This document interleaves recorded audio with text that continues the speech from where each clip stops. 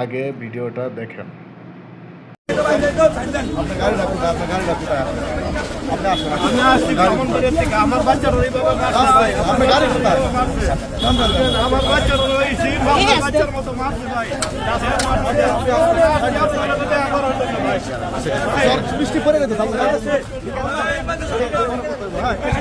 ভিডিওটিতে রামিসার বাবার পাশে যে একটা লোক ছিল, যে নাকি বলতাছিল আমি আসছি ব্রাহ্মণবাড়িয়া থেকে, আমার মেয়ের সাথে এরকম হয়েছে।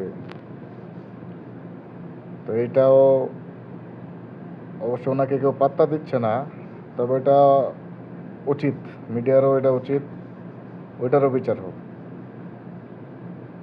সব মেয়ে সব বাবার কাছে এক বিচার।